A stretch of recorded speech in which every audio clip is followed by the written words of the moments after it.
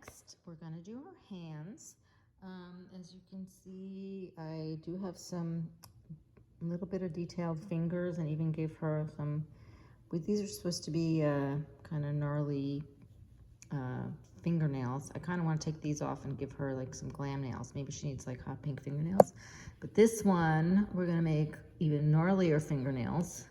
But I'm going to show you how to go from, you could make even just a little ball for the hand if you don't want to go into these details. See some of mine?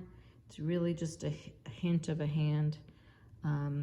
This one we already did like a mitten shape. It's kind of a ball with, and then you poke an indent for a thumb here. Okay, and then I'm going to show you how to make that. You can just, that's really enough.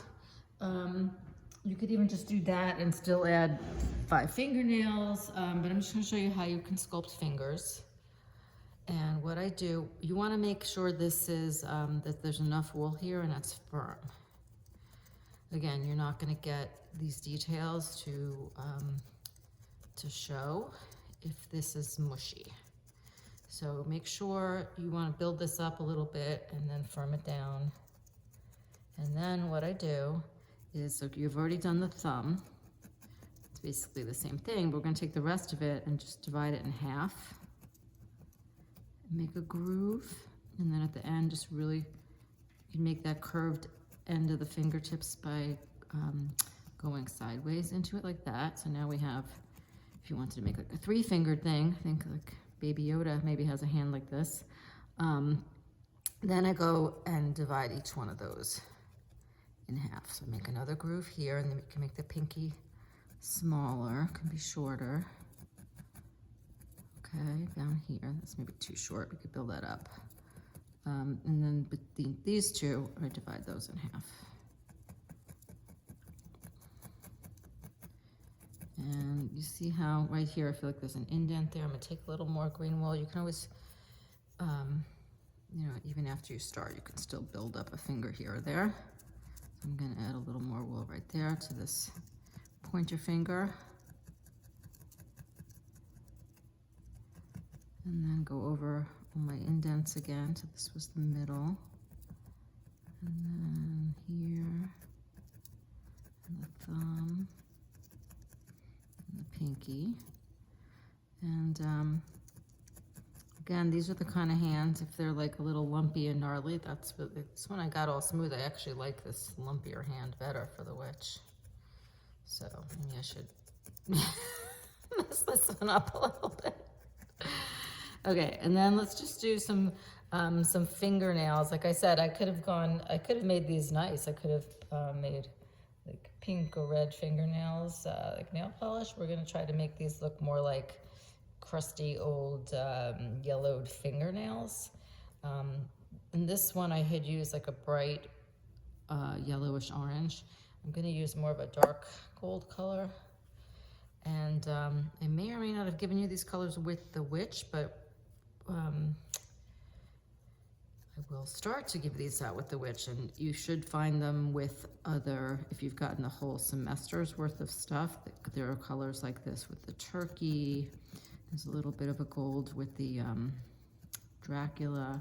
Anyway, so I'm just gonna make little, you can make these like really long, but I'm just gonna make kind of little oval shapes, little fingernail shapes at the end of each finger. And you can make them pointy or longer or just however you like, but I'm gonna, oops, let me make sure this is the right color. Yep. You can roll them into little balls as you go. You can always add more. That's not quite enough. I'm just gonna do this one hand to show you, but like I said, if you, there's a lot of detail on this witch, so this is kind of, if you really feel like spending a lot of time on this and doing a lot of detail, this is fun, but it's also fine to just have that little mitten hand is fine too.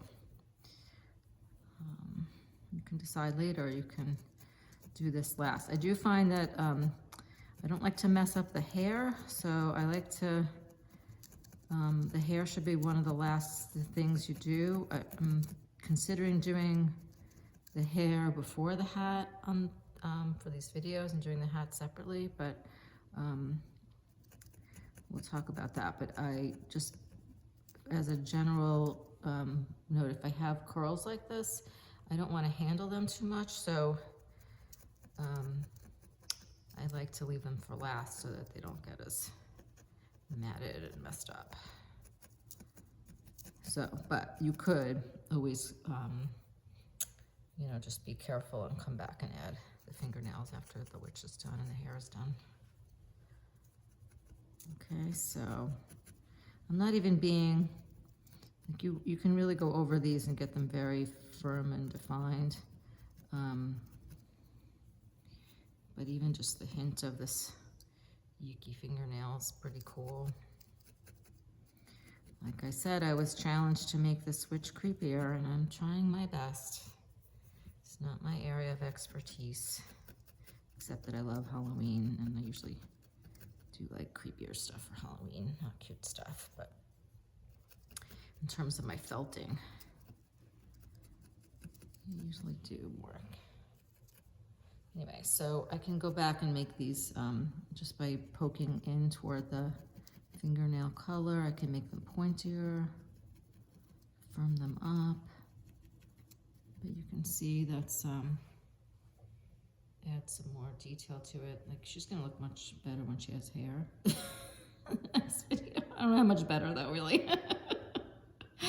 And I still need to, I've covered this with black, but I still need to firm it up, and then you'll see the black shows a lot of lint. You'll want to like pick off all the other little, if some green little wisps of color, you want to clean off your mat. And this is a good reminder. I don't talk about this very much, but in between projects and even in between colors, I like to try to wipe all the extra wool off my mat. You can use a lint roller or something. Okay, so that's our hand and the fingernails, and like I said, you can get this more precise and keep sculpting these details. I kind of like this looks all gnarly and not so precise right now, so the witch works well with that. So I'll do her other fingernails another time. The next video, we will do eyebrows and hair, and we'll leave the hat for last. Okay, and I hope you're having as much fun as I am. This is fun.